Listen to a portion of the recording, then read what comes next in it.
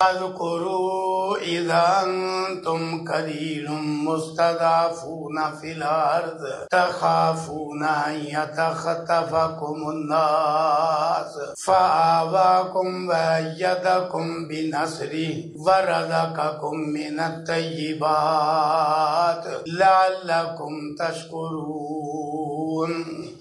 اب العزت نے قرآن کریم میں متعدد مقامات پہ مختلف اسلوب اور انداز میں یہ مضمون ذکر فرمایا ہے کہ نعمت کوئی بھی ہو اس پر اللہ کا اگر شکر بجا لایا جائے تو اللہ کی طرف سے نعمت میں برکت ہوتی ہے۔ وہ نعمت انسان کے حق میں واقعتاً نعمت بنتی ہے، جس طرح لَإِن شَكَرْتُمْ لَأَزِيدَنَّكُمْ کے واضح الفاظ بھی قرآن میں موجود ہے۔ اگر شکر ادا کرو گے تو اور زیادہ دوں گا، اور اگر نعمت پر اللہ کی نافرمانی کی جائے، بغاوت کی جائے، ناشکری بے قدری کی جائے تو اللہ تعالیٰ نعمت کو نقمت میں بدل دیتا ہے، نعمت سے خیر ختم ہو جاتی ہے اور نعمت عذاب اور مصیبت میں تبدیل ہو جاتی ہے۔ آزادی فرد کو حاصل ہو، کسی قوم قبیلے کو حاصل ہو، شہر یا ملک کو حاصل ہو، آزادی اللہ تعالیٰ کی نعمت ہے، اور اللہ تعالیٰ کو آزادی پسند بھی بہت ہے۔ یہ ایک علیحدہ مضمون۔ آزادی اللہ تعالیٰ کی نعمت ہے۔ جن لوگوں نے آزادی جیسی نعمت کی قدر کی کہ وہ اگر کسی فرد کے غلام تھے، کسی قبیلے کے غلام تھے، کسی ملک کے اسیر تھے، انہیں آزادی ملی تو انہوں نے اس نعمت پر اللہ کا شکر یہ ادا کیا کہ وہ فرد کی، قوم کی، ملک کی غلامی سے نکلے تو اللہ کی غلامی میں آ گئے، تو اللہ تعالیٰ نے برکتوں کے دروازے کھولے۔ چند ایمان افروز واقعات عرض کرتا ہوں۔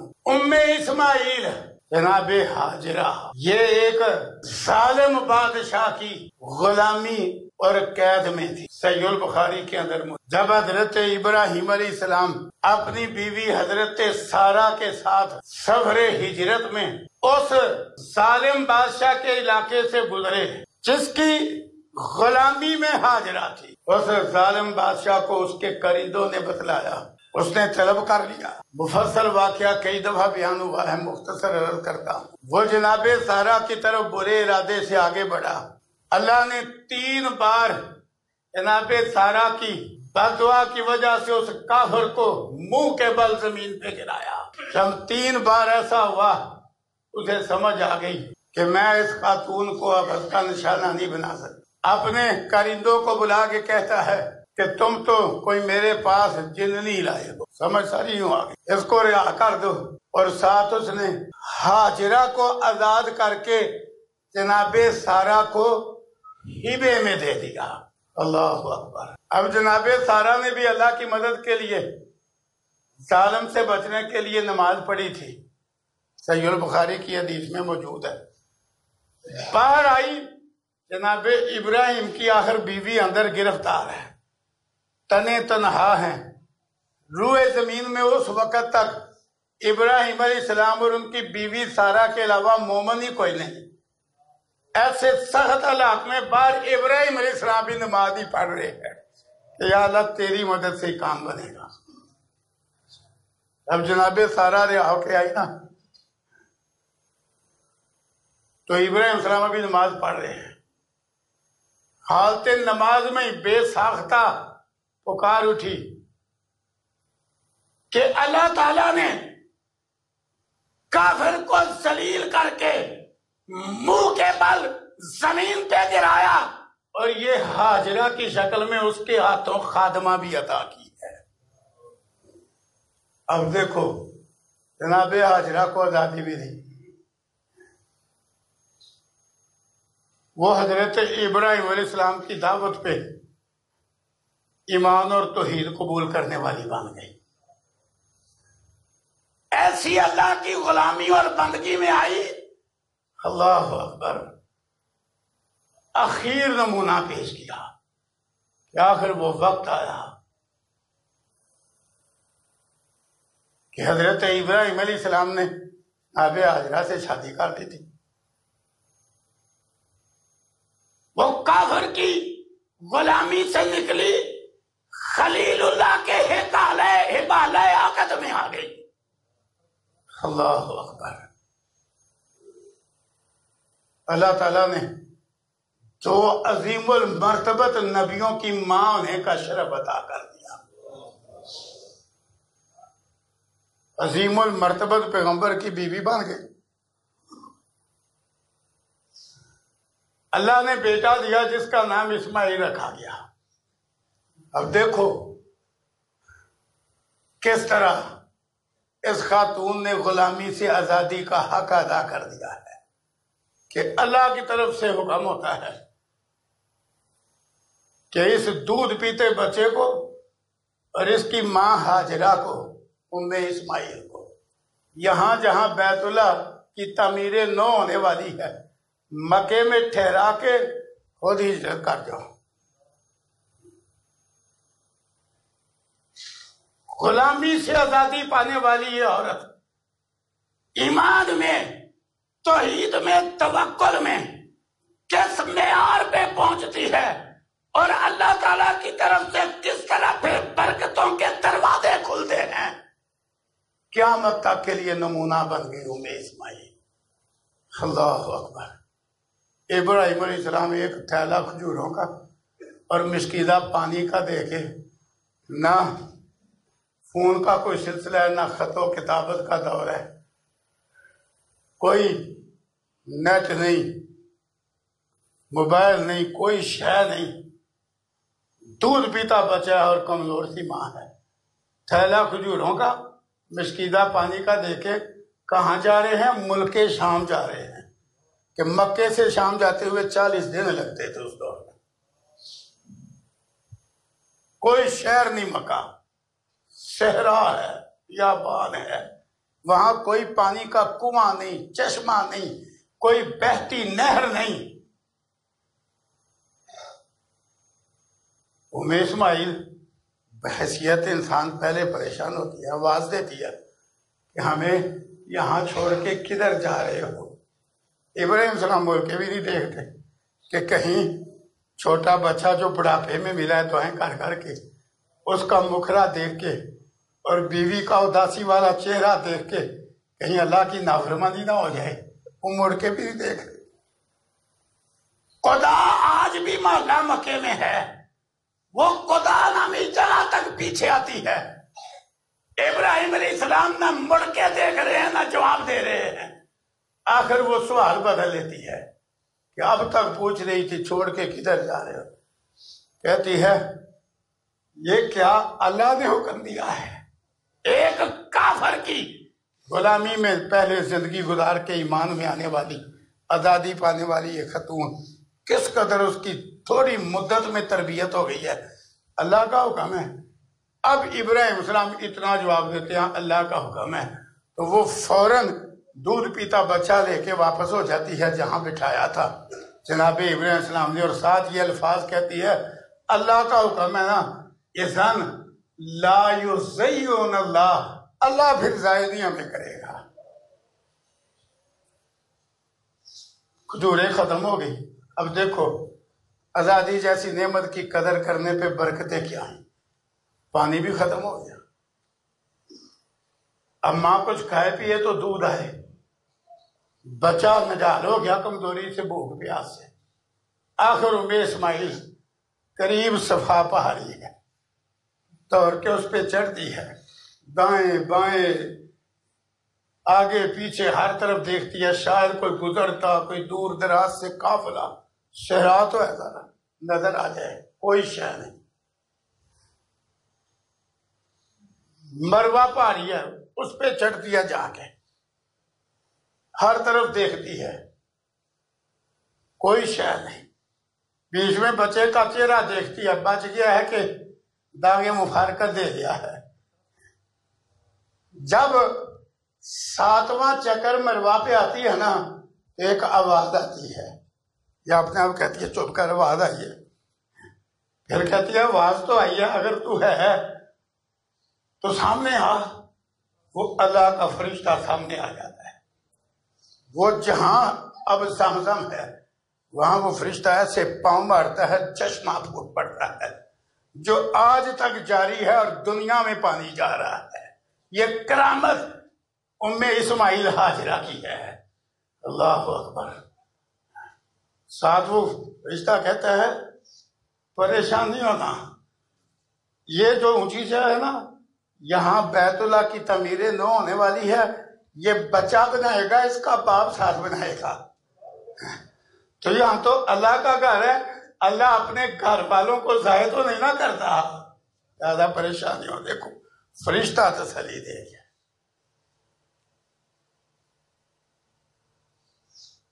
کیسی برکت جاری ہوئی۔ صحیح البخاری میں یہ ساری تفصیل ہے، کوئی قصہ کہانی نہیں۔ رسول اللہ صلی اللہ علیہ وسلم نے جب اتنا واقعہ بیان کیا نا تو آپ فرماتے ہیں لوگو یہ جو تم آج تک حج میں اور عمرے میں یہ صفا مروہ کے چکر کاٹ رہے ہو نا، یہ اس ہاجرہ کی ہی عطا ہے جو اللہ کو پسند آئی ہے اور اس نے قیامت تک جاری کر دیے ہے۔ کسی حج والے کا حج، کسی عمرے والے کا عمرہ اس وقت تک قبول ہی نہیں ہوگا جب تک وہ ام اسماعیل کی طرح صفا سے مروہ، مروہ سے صفا 7 چکر نہیں کاٹے گا۔ نعمت کی قدر پہ کیا برکت ملی۔ اللہ اکبر۔ یہ تھوڑی سی جھلک دکھلائی۔ اسی طرح اللہ اکبر آزادی کی قدر کرنے والے، صحیح البخاری میں ہے، حضرت عائشہ رضی اللہ عنہ کہتی ہیں ایک قہری عورت اللہ کے نبی صلی اللہ علیہ وسلم نے، کیونکہ لاوارث تھی، مسجد نبوی میں خیمہ لگا کے دیا ہوا ہے۔ وہ حضرت عائشہ رضی اللہ عنہ کی سہیلی بن گئی، کیونکہ حضرت عائشہ کا حجرہ ساتھ تھا۔ وہ جب فارغ ہوتی آ جاتی اس کے پاس، باتیں کرتی رہتی۔ جب وہ باتیں کرتی کرتی اٹھ کے جانے لگتی نا تو کہتی یوم الوشاہی من تعاجیب ربنا الا انہ من بلدۃ الکفر انجانی۔ وہ یہ عربی شعر پڑھتی، ہار والا دن یہ میرے رب کے عجائبات میں سے ہے کہ اس دن نے مجھے دارالکفر سے نجات عطا کر دی۔ حضرت عائشہ سن چھوڑتی رضی اللہ عنہ، ایک دن رہ نہ سکی، کہا تو ادھر ادھر کی جتنی باتیں میرے پاس کرتی ہیں یہ آخر میں شعر پڑھتی ہے، شعر کا واقعہ تو سنا کیا ہے عجائبات ہمارے رب کی؟ تو کہتے ہیں ہار والا دن میرے رب کی عجائبات میں سے، وہ تفصیل تو سنا۔ وہ کہتی ہے آج سنی لو، میں عرب کے ایک کافر قبیلے کی لونڈی تھی، دیکھو غلامی میں ہے یہ عورت۔ اللہ اکبر، کیا اللہ نے اس پر انعام کیا، غلامی میں ہے۔ کہتی ہے ہوا کیا، ان کی ایک بچی کا چمڑے کا ہار گم ہو گیا، انہوں نے تہمت مجھ پہ لگا دی۔ یہ بے دین اور کافر لوگوں کا پرانا طریقہ ہے، بے دین ہوں کلمہ پڑھنے والے ہوں اور کافر دونوں کا پرانا طریقہ ہے۔ تہمت کمزور پہ ہی آتی۔ وہ لونڈی جو تھی، آپ نے دیکھ مسجد میں جوتا اٹھایا جائے صدر کو کوئی نہیں کہتا خادم پہ روب جمائیں گے، تو دھیان نہیں رکھتا، جوتا اٹھایا گیا۔ یا اگر امام کمزور ہے اس سے لڑیں گے، پتا مجھے امام نماز پڑھانے کے لیے آگے دوسری کی رکھوالی کے لیے کمزور ہے نا، اس سے لڑیں گے آگے، جوتا اٹھایا گیا۔ طاقتور کو کون پوچھتا ہے؟ طاقتور عالمی چور کیوں نہ ہو، قومی چور کیوں نہ ہو، اس کو تو راستے میں کھڑے محافظ بھی سلوٹ کر کے ایسے گزارتے ہیں، خواہ اس نے جتنے مرضی کلو ہیروین کیوں نہ رکھی ہو اندر۔ جو بیچارہ کیری ڈبے والا ہے، میران والا ہے، مسکین آدمی ہے، اس کو ہر چیک پوسٹ پہ روک لیا جاتا ہے، چلو اترے نیچے۔ کوئی بوڑھا بزرگ سوار ہے، کوئی بوڑھی عورت، اترنے سے وہ جناب سیٹیں الٹی کر کے چیک ہو رہی ہیں، ان کے اندر سے کارپڑے اتار کے چیک ہو رہے ہیں۔ قانون بے دین لوگوں کا بھی اور اہل کفر کا بھی کمزور کے لیے ہے۔ وہ کہتے ہیں مجھ پہ انہوں نے تہمت لگا دی،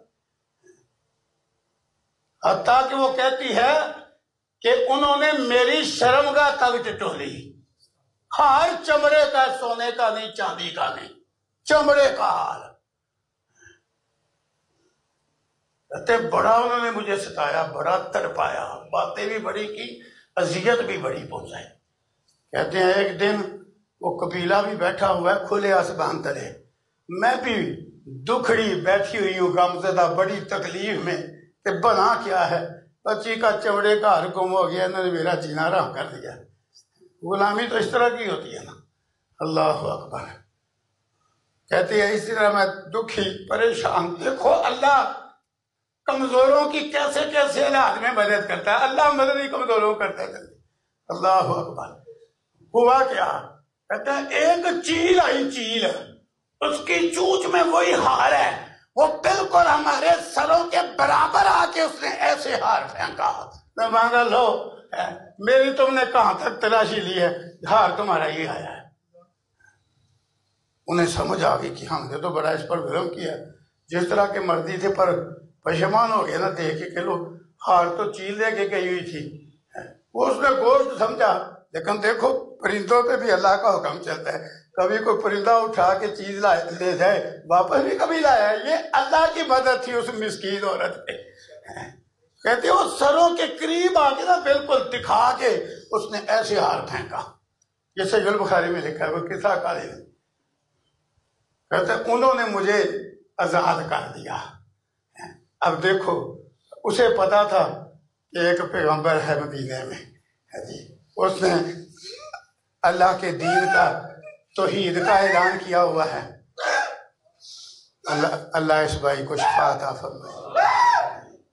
کہتے ہیں میں آزاد ہوئی، میں وہاں سے نکلی سیدھا مدینے آئی اور اسلام قبول کر لیا. دیکھو آزادی کی نعمت کی قدر کی نا تو آج حدیث کی ہر کتاب میں اس کا ذکر خیر موجود ہے. حضرت عائشہ رضی اللہ عنہ کی وہ سہیلی، اور اللہ کے نبی نے بھی اس پہ کیسا احسان کیا کہ جب وہ لاوارث تھی تو مسجد نبوی میں خیمہ بنا کے دیا کہ تو یہاں رہ. اللہ اکبر. کہاں کافروں کی غلامی اور کہاں مسجد نبوی جیسی مسجد میں خیمہ مل گیا. اور حدیث کی ہر کتاب میں، صحیح البخاری میں یہ واقعہ، اور بھی بڑی کتب میں یہ واقعہ، اس کا یہ ذکر خیر موجود ہے. آزادی کی قدر کرنے والے تو یہ لوگ ہیں، یہ لوگ ہیں آزادی کی قدر کرنے. اسی طرح اللہ اکبر آگے بڑھیے. السابقون الاولون میں بہت سارے وہ لوگ ہیں، حقیقت ہے، جنہوں نے آزادی کی نعمت کی قدر کی تو اتنا مرتبہ پایا کہ بندہ حیران رہ جاتا ہے. حضرت عبداللہ بن مسعود رضی اللہ عنہ مکے کے قبیلے کے غلام تھے، بکریاں چراتے تھے. ان کی بکریاں ابھی قوم کے دین پر ہیں. صحیح سند سے ان کے قبول اسلام کا واقعہ بہت ساری کتب حدیث میں موجود ہے. کہتے ہیں ہوا کیا، میں بکریاں چرا رہا تھا، آپ صلی اللہ علیہ وسلم اور آپ کے ساتھ حضرت ابو بکر رضی اللہ بالکل ابتدا ہے نبوت کی، یہ گزرتے ہیں. مجھے کہتے ہیں بکریوں میں دودھ ہے. میں نے کہا دودھ تو ہے پر میں تو امانت دار ہوں. کئی کفر میں بھی بڑے ہر مرتبے ویسے نہیں ملتے، وہ کفر میں بھی کئی مزاج میں طبیعت میں اچھے، میں پلا نہیں سکتا، میں تو امانت دار ہوں. آپ فرماتے ہیں ایسی بکری ہے جس کے قریب ابھی جانور نر نہیں گیا، اس میں تو دودھ نہیں نہ ہوتا. وہ ایک پاٹھ لے آیا پکڑ کے جس کو ابھی نر قریب بھی نہیں گیا. کہتے ہیں آپ نے کیا کیا، اس کے وہ جو چھوٹے چھوٹے تھان تھے ان پہ ہاتھ پھیرا، وہ تھان دودھ سے بھر گئے. آپ نے اتنا دودھ دھویا، آپ نے بھی پیا، ابو بکر نے بھی پیا، مجھے بھی نہیں پلایا. میں دیکھ کے حیران ہو گیا. وہ جب پورا ہو گیا دودھ، آپ نے وہ پھر ہاتھ پھیرا اور ساتھ دعا کی تو وہ تھان بالکل وہ جس طرح پٹ کی عمر کے ہوتے ہیں اسی طرح کے ہو گئے. حضرت عبداللہ کہتے ہیں مجھے اسی وقت ہی سمجھ آ گئی تو میں نے کہا جو دین آپ پہ اتارا گیا ہے نا مجھے بھی سکھلا دو. لو جی پھر ان کو بھی آزادی ملی تو قرآن کے، حدیث کے، فقہ کے کتنے بڑے عالم بنے عبداللہ بن مسعود، کس طرح لوگوں کی غلامی سے نکلے، آزادی ملی تو اللہ کی غلامی میں ہی آگے، پوری زندگی قرآن سیکھنے سکھلانے میں گزار دی، اتنا دین سیکھا اور قرآن کا اتنا علم حاصل کیا۔ صحیح البخاری میں ہے، کوفے کے ممبر پہ کھڑے ہو کے کہا، اس اللہ کی قسم جس کے سوا کوئی الہ نہیں، قرآن کریم کی کوئی آیت ایسی نہیں جس کے بارے مجھے پتا نہ ہو، کہاں اتری، کس مسئلے کے بارے اتری، قرآن کریم کی کوئی سورت ایسی نہیں جس کے بارے مجھے پتا نہ ہو، کہاں اتری اور کس مسئلے کے بارے اتری۔ اور پھر جذبہ کتنا ہے، کہتے ہیں اگر کوئی ایسی جگہ مجھے پتا چل جائے کہ دین کا عالم ہے، اس کے پاس وہ قرآن کا علم ہے، حدیث کا علم ہے جو ابھی تک مجھے نہیں ملا، اگر مجھے اونٹ پہنچا سکتے ہو میں وہاں جاؤں اور وہ علم بھی لے کے آؤں۔ یہ تھے آزادی کی نعمت کی قدر کرنے والے۔ حدیث کی کون سی کتاب ہے، تفسیر کی کون سی کتاب ہے، فقہ کی کون سی کتاب ہے جس میں ابن ام عبد حضرت عبداللہ بن مسعود کا نام نہیں؟ کہتے ہیں 70 تقریباً صورتیں میں نے بلا واسطہ رسول اللہ صلی اللہ علیہ وسلم کے منہ مبارک سے پڑھی اور یاد کی۔ السابقون کا شرف پانے والے، غلامی سے آزادی کی قدر کی، عبداللہ بن مسعود رضی اللہ عنہ۔ اتنا پھر پیغمبر صلی اللہ علیہ وسلم کے ساتھ رہے کہ بڑے بڑے صحابہ کہتے ہیں ہم آئے اسلام قبول کیا، ہم تو کتنی دیر حضرت عبداللہ بن مسعود کو رسول اللہ علیہ وسلم کا قریبی رشتہ دار سمجھتے رہے، کیونکہ ان کا آپ کے گھر آنا جانا ہی اتنا زیادہ تھا۔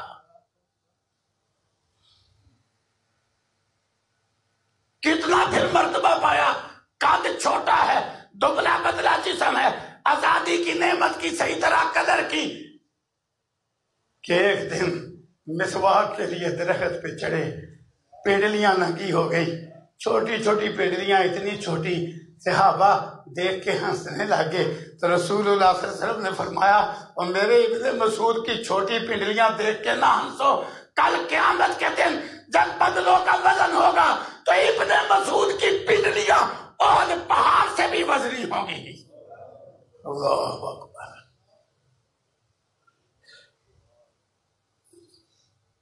نعمت کی قدر تو یہ لوگ کر گئے، غلام تھے، آزاد ہوئے تو اللہ کی غلامی میں آ گئے، بندوں کی غلامی سے نکلے تو اللہ کی غلامی میں آ گئے۔ ہم آزاد ہوئے تو ہم بندوں کی غلامی سے نکل کے شیطان کی غلامی میں آ گئے۔ کل کا سارا دن نقشہ ایسا تھا جیسے ہر بندہ شیطان کا غلام ہو گیا۔ چھٹی کا دن ہونے کے باوجود مسجدوں میں تو رونق اسی طرح رہی، سب سوا سب ڈیڑھ سب آدھی سب، سارا دن شیطانی کام ہوئے، گانا بجا، ڈیک بجے، لڑکے ناچے، لڑکیاں ناچی، اس کا نتیجہ بھی تو دیکھ رہے ہو پھر کیا ہے، نتیجہ بھی دیکھ رہے ہو کیا۔ بہرحال یہ تھے قدر کرنے والے، جو کسی انسان کی غلامی سے نکلا وہ اللہ کی غلامی میں آ گیا۔ صحابہ کرام نے تو ایسا نمونہ پیش کیا تو مرتبہ بھی تو کتنا اونچا ملا نا، کتنا مقام ملا حضرت عبداللہ بن مسعود کو۔ کئی دفعہ رسول اللہ صلی اللہ علیہ وسلم کہتے عبداللہ بن مسعود مجھے قرآن تو پڑھ کے سنا، وہ کہتے اللہ کے رسول آپ پہ اتارا گیا ہے، پڑھ کے میں سناؤں، اور وہ میرا سننے کو جی چاہ رہا ہے، سنا۔ اللہ اکبر۔ مرتبے بھی تو پھر ملے، اللہ کی غلامی میں آ گئے۔ اسی طرح السابقون کا شرف پانے والے حضرت بلال امیہ کی غلامی میں تھے۔ اللہ اکبر۔ امیہ کی غلامی میں حضرت بلال رضی اللہ عنہ، بدترین دشمن رسول امیہ جو بدر میں مارا گیا، تو اس کی غلامی میں تھے۔ حضرت ابو بکر صدیق رضی اللہ عنہ نے خرید کے آزاد کیا، غلامی میں ہی حضرت بلال نے اسلام قبول کر لیا تھا، لیکن بڑی مار کھائی، بڑی تکلیفیں اٹھائیں۔ اللہ اکبر۔ ان کی حالت مال مفت دلے بے رحم والی تھی امیہ کے ہاں، وہ مکے کے بدماشوں کو پکڑا دیتا، وہ گلیوں میں گھسیٹتے پھرتے۔ حضرت بلال اس تکلیف میں بھی کہتے احدن احدن، نہیں الہ لات، نہیں الہ منات، الہ ایک ہی الہ ہے بس، وہ اللہ تعالیٰ ہے۔ اتنی تکلیفیں اٹھائی، غلامی کی مار کھائی، پھر آزاد ہوئے۔ اللہ اکبر۔ تو اللہ کی ایسی غلامی میں آئے، ایسی غلامی میں کہ پھر رسول اللہ صلی اللہ علیہ وسلم کے خادموں میں نام آ گیا، اور ایسے مرتبے پہ پہنچے کہ ایک دن صحیح البخاری میں ہے، رسول اللہ صلی اللہ علیہ وسلم پوچھتے ہیں بلال میں نے جنت میں اپنے آگے تیرے قدموں کی چاپ سنی ہے۔ یہ تھے آزادی جیسی نعمت کی قدر کرنے والے، تو اللہ نے برکتوں کے دروازے کھول دیے۔ اللہ اکبر، برکتوں کے دروازے کھول دیے، خادم رسول ہونے کا شرف بھی مل گیا، جنت میں بعض قدموں کی سنائی دینے کا اعزاز بھی مل گیا، اور مؤذن رسول ہونے کا شرف بھی مل گیا کہ اللہ نے مؤذن، اونچا مؤذن نسل کی زندگی میں حضرت بلال کو بنا دیا۔ اللہ اکبر، کتنے مرتبے ملے۔ رسول اللہ صلی اللہ علیہ وسلم کے ہر وقت ایسے ساتھ رہتے کہ حتیٰ کہ اگر رسول اللہ صلی اللہ علیہ وسلم ایک دفعہ کعبے میں داخل ہوئے تو حضرت بلال بھی ساتھ کعبے میں داخل۔ اللہ اکبر۔ اسی طرح آگے بڑھیے، آزادی جیسی نعمت کی قدر کرنے والے جناب سالم رضی اللہ عنہ، یہ انصار کی ایک عورت کے غلام تھے، آزادی ملی، قرآن کے ان 4 اونچے درجے کے عالم صحابہ میں آئے جنہیں رسول اللہ صلی اللہ علیہ وسلم نے سند جاری کی، جن میں ایک حضرت معاذ بن جبل ہیں، ایک حضرت ابی بن کعب ہے، ایک حضرت عبداللہ بن مسعود ہیں، اور چوتھے حضرت سالم مولا ابی حذیفہ ہیں رضی اللہ عنہ، جن 4 کے بارے پیغمبروں کے امام نے فرمایا اقرأ القرآن من 4، لوگوں میرے ان 4 صحابہ سے قرآن سیکھا کرو، پڑھا کرو، یہ قرآن کے عالم اور قاری ہیں۔ عبداللہ بن مسعود بھی ان میں، اور غلامی سے آزادی میں آنے والے، اور یہ سالم مولا ابی حذیفہ غلامی سے آزادی میں آنے والے، اور پھر آزادی جیسی نعمت کی قدر کی کہ اللہ کی غلامی اور بندگی میں آگے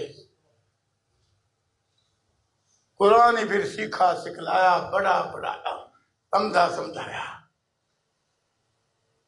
تو دیکھو اللہ کے نبی صلی اللہ علیہ وسلم کی زبان نبوت سے ان لوگوں کو مرتبے ملے۔ تو بہرحال آزادی اللہ کی نعمت ہے، فرد کو ملے، قوم کو ملے، قبیلے کو ملے، حق یہی ہے کہ جس کو آزادی ملے وہ اللہ کی بندگی اور غلامی میں آ جائے۔ قرآن سے پوچھو، قرآن کریم بڑی جامع کتاب ہے، سورہ انفال کی ایک آیت ہے، ایک آیت، پورا 23 سالہ دور نبوت اللہ نے اس ایک آیت میں بیان کر دیا ہے۔ اور قرآن کریم سے بڑھ کر نہ سچی تاریخ کی کوئی کتاب ہے، نہ سچی سیرت کی کوئی کتاب ہے۔ جو قرآن نے بیان کیا وہ حق کی حق ہے، سچی سچ ہے۔ ایک آیت، اللہ اکبر، پورے 23 سالہ دور نبوت کا نقشہ کھینچ دیا، آمنے سامنے رکھا کہ یاد کرو مکی دور تمہارا کیا تھا، پھر مدنی دور کیا ہوا۔ اللہ اکبر۔ اور قیامت تک کے لیے جس قوم کو آزادی ملے، پتہ ملے، اللہ نے سبق پڑھا دیا کہ آزادی جیسی نعمت پا کے کرنا کیا ہے۔ ایک آیت کے اندر، اور پورا قرآن نہیں، ایک آیت پہ ہی عمل کر کے دیکھو تو جو کل کالا دن تم لوگوں نے گزارا ہے وہ کالا کر کے نہ گزارتے۔ کی قدر 14 اگست کی بنیاد پر جس نے جو بھی کیا ہے نا، یا وہ کافروں کی مشابہت ہوئی ہے، اور اگر اس نے کوئی بظاہر ثواب کا کام بھی کیا نا، یہ سمجھ کے جی آزادی کا دن ہے، تو کیونکہ رسول اللہ علیہ وسلم نے اس کا بھی کوئی نمونہ نہیں پیش کیا، اس نے بدعت کی ہے۔ اور کسی نے کوئی صدقہ خیرات کیا، جی آج ہمیں آزادی ملی ہے، لو صدقہ خیرات کر کے، اس نے بدعت کی ہے، یا کافروں کی مشابہت کیا یا بدعت کی ہے۔ بچنا اس نے جس نے عام دنوں کی طرح دن گزارا ہے۔ پاس کیوں؟ دین اسلام میں ہم ہر معاملے میں قرآن و سنت کے پابند ہیں. جس نے ایک جھنڈا بھی ادھر لگایا ہے نا اس نے بھی گمراہی والا کام ہی کیا ہے. کیوں؟ جھنڈے رسول اللہ صلی اللہ علیہ وسلم کے دور میں بھی تھے. کیا آپ نے ہجرت کی بنیاد پہ جھنڈا لگایا؟ فتح مکہ کی خوشی میں جھنڈا لگایا؟ نبی کے جھنڈے قرآن و سنت کے اندر مذکور ہیں.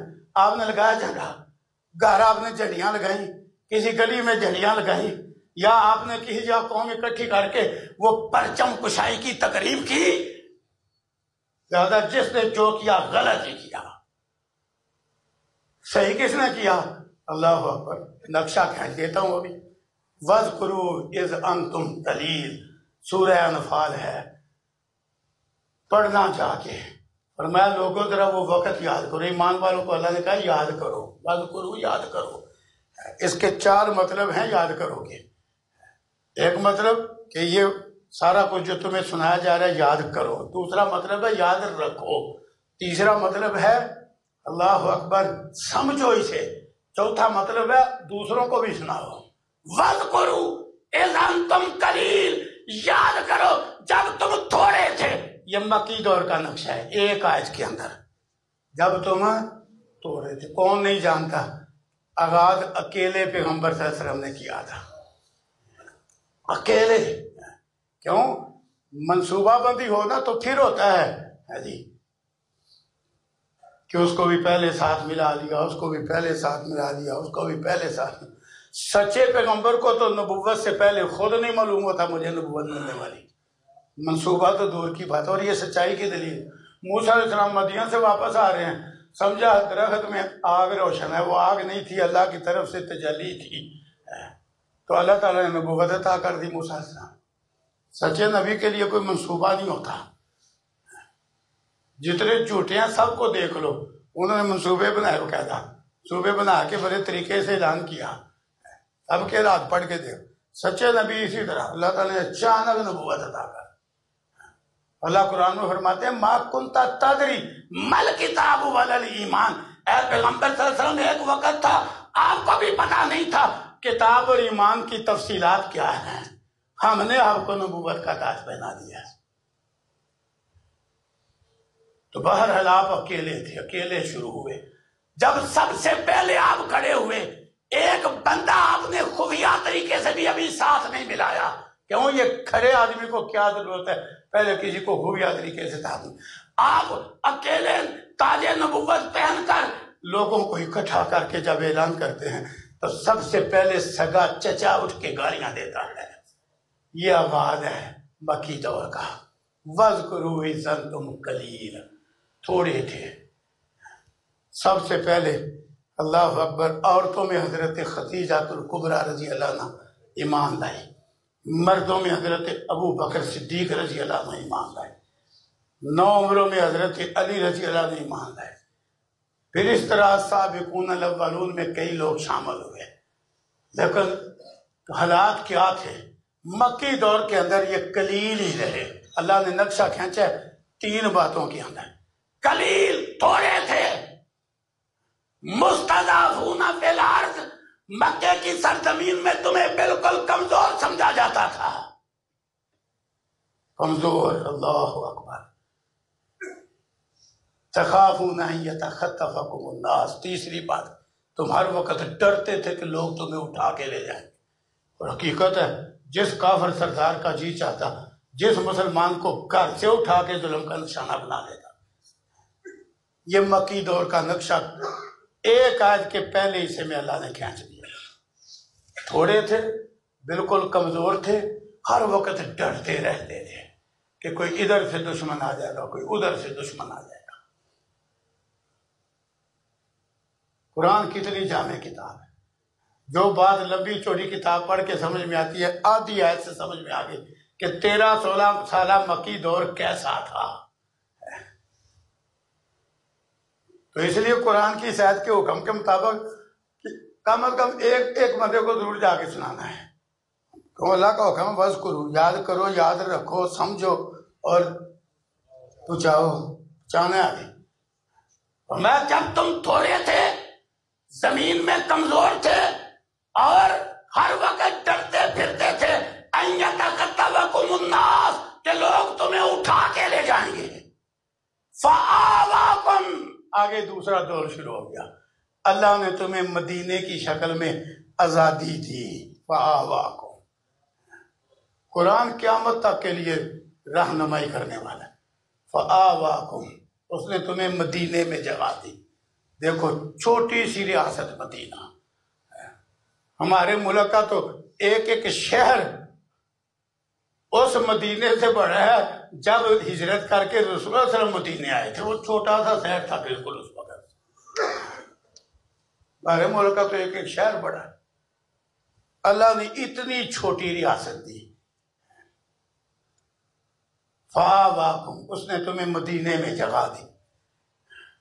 وہاں ہجرت کر کے رسول اللہ صلی اللہ علیہ وسلم صحابہ پہنچ گئے. مدینے کے لوگ اللہ نے انصار کی شکل میں دیے، جنہوں نے مرحبا کہا مہاجرین کو. اللہ اکبر. ہم سے تو ملک چھوٹا ہو گیا نا، تو جشن کا ہم ناغہ نہیں کرتے. اور اسلام اب تک نہیں نافذ ہوا. تقریبات 50 سالہ بھی منا لی گئیں، اور 70 سالہ منا کے 70 روپے کا اس وقت نوٹ بھی جاری کیا گیا. 50 سالہ جشن بھی منایا، 70 سالہ بھی منایا، سالانہ ہر سال منایا جا رہا ہے. اسلام اب تک نہیں نافذ ہوا. مدینے جیسی ریاست ملی، فوراً اسلام نافذ ہو گیا مدینے میں. مسجد قباء بن گئی، مسجد نبوی بن گئی. اللہ اکبر. فوراً ان مسجدوں کے اندر درس و تدریس کا کام بھی شروع ہو گیا. حتیٰ کہ یہ 2 مسجدیں بننے سے پہلے جو ابتدائی مہاجرین گئے، حضرت مصعب بن عمیر اور دیگر، وہ جا کے اپنی اپنی جگہ قرآن اور حدیث پڑھانے لگ گئے. فوراً پڑھنے پڑھانے کا کام شروع ہو گیا. مدینہ اسلامی ریاست بن گیا. فآواکم، اللہ نے تمہیں جگہ دی. وہ لوگ ہاتھ پہ ہاتھ رکھ کے نہ بیٹھ گئے. ہمیں بھی اللہ نے جگہ دی. یہ بہت بڑی نعمت ہے پاکستان، یاد رکھیے. لیکن ہم بے قدری کر کے اس کو ضائع کروا رہے ہیں. نعمت بہت بڑی تھی. ہم نے تو اس کو چھوٹا کروایا، بڑا نہیں کروایا. انہوں نے کیا کیا؟ ذرا تقابل تو کرے. جشن انہوں نے کو نہیں منایا، انہوں نے کیا کیا؟ فآواکم، اللہ نے تمہیں جگہ دی. وَأَيَّدَكُمْ بِنَصْرِهِ، اللہ نے اپنی مدد سے تمہیں طاقت پہنچائی، قوت بخشی. کیا ہوا؟ آج بدر فتح، پھر احد فتح، پھر احزاب فتح، حنین فتح. احزاب کی فتح تو اتنی بڑی فتح تھی کہ اس دور میں کافر جتھا بندی کر کے چھوٹی سی بستی مدینے پہ حملہ آور ہوئے تھے، پر اللہ نے بدترین شکست دی انہیں.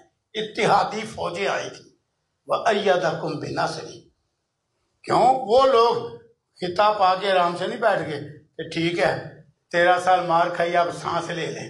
نہیں، وہ تو بھی ہجرت کا دوسرا سال تھا تو حکم ہو گیا کہ بیٹھنا نہیں، اب ظالموں سے لڑنا ہے. اللہ اکبر. لڑنا ہے ظالموں سے جو ہے ظلم کیے، مقابلہ کرنا ہے، اللہ کا دین دنیا پہ غالب کرنا ہے.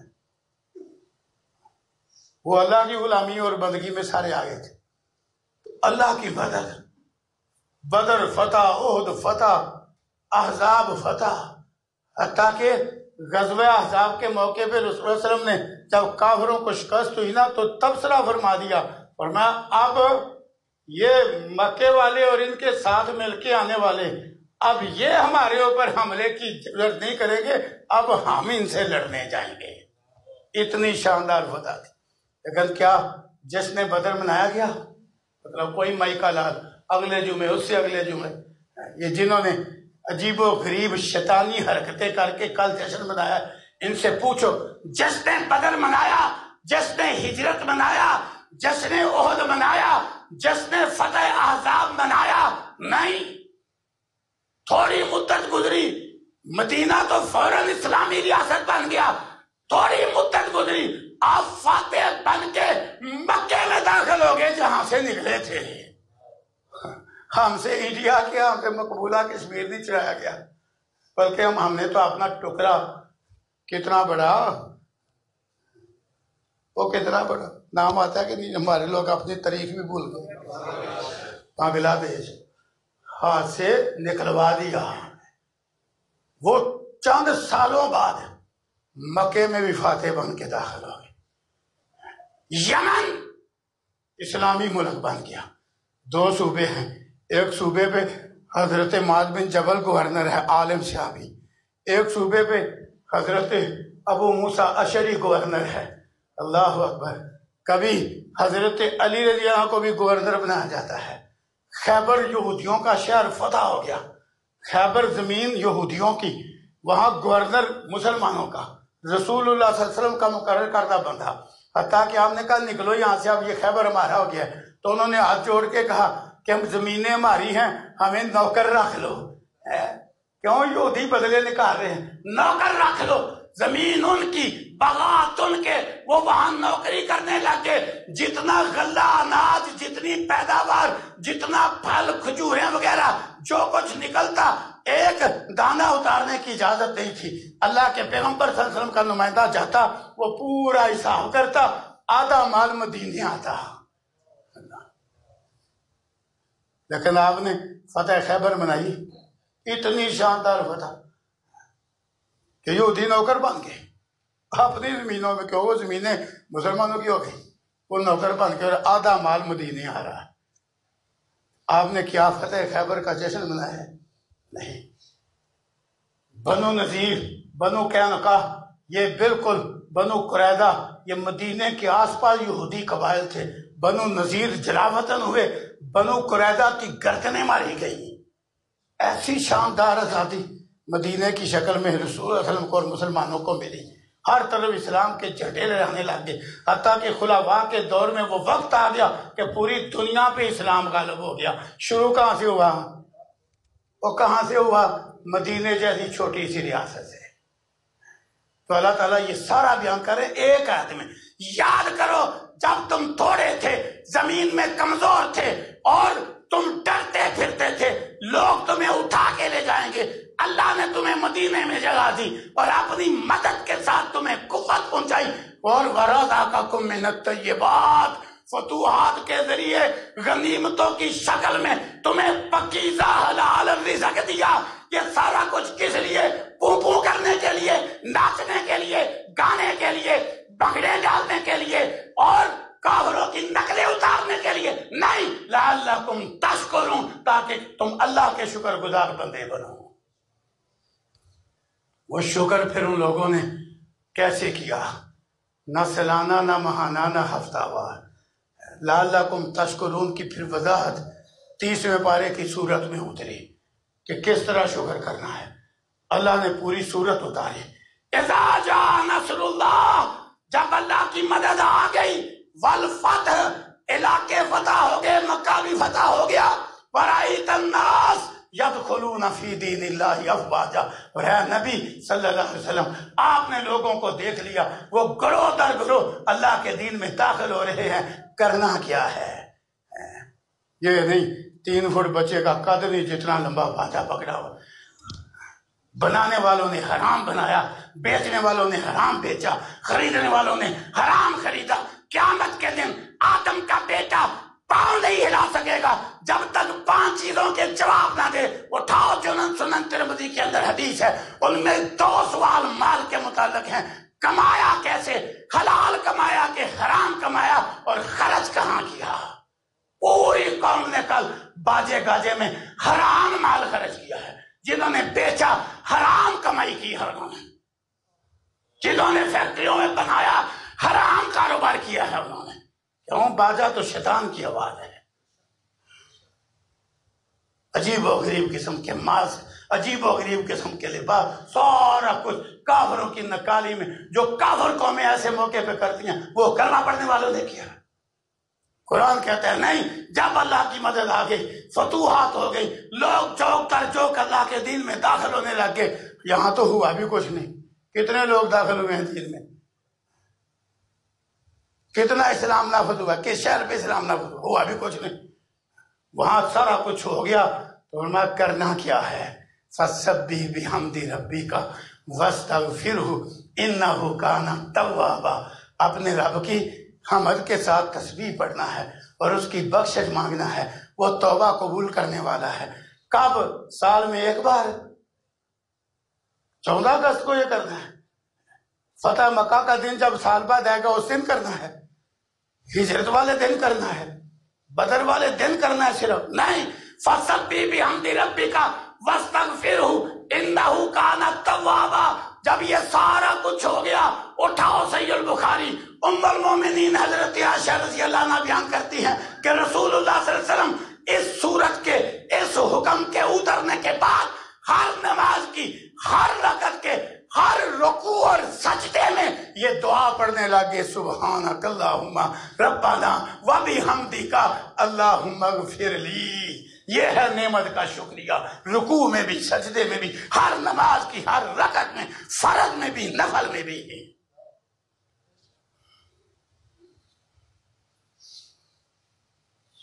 ہم نے سال بعد کیا اور وہ بھی نہ شکری نہ فرمانی، گناہ شیطانی کام کیا. یہ نعمت کا شکریہ ہے. حکم تو یہ تھا، یہ نعمت کیوں؟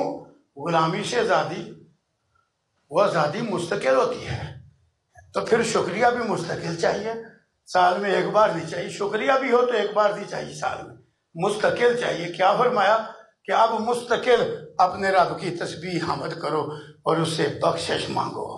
تو رسول اللہ صلی اللہ علیہ وسلم پھر یہ دعا رکوع میں بھی پڑھنے لگ گئے، سجدے میں بھی پڑھنے لگ گئے. سب سبحانک اللہم ربنا وبحمدک اللہم اغفر لی. صحیح البخاری ہے، بیان کرنے والی ام المومنین حضرت عائشہ صدیقہ رضی اللہ عنہ. کرنے کا کام یہ تھا.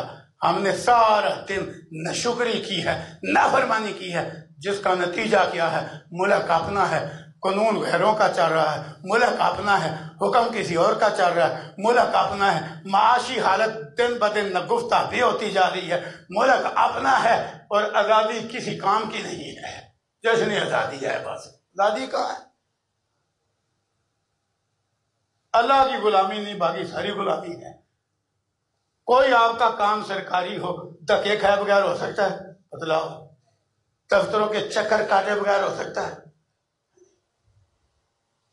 آزادی کون سی ہے؟ اتنی مزدور کی تنخواہ نہیں جتنے بل آتے ہیں. پھر کتنا بڑا ظلم ہے کہ ایک بار جس کی یونٹ اس سے زیادہ ہو جائے اس کو وہ ریٹ لگے گا، اور وہ 6 مہینے کم بھی ہو جائے تو ریٹ وہی لگے گا. انتہر نگری چوپٹ راج ہے، آزادی کون سی بناتے ہو؟ اللہ تعالی ہمیں ہدایت عطا فرمائے. نہ کام ہوا نہ دنیا کا، تو جشن آزادی کی اس بات پہ کوئی ایک کام تو بتلاؤ.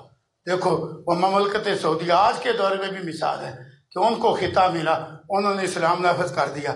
کبھی وہ وقت تھا کہ پاکستان کا اور سعودی ریال کا کتنا فرق تھا؟ 1 اور 3 کا بس.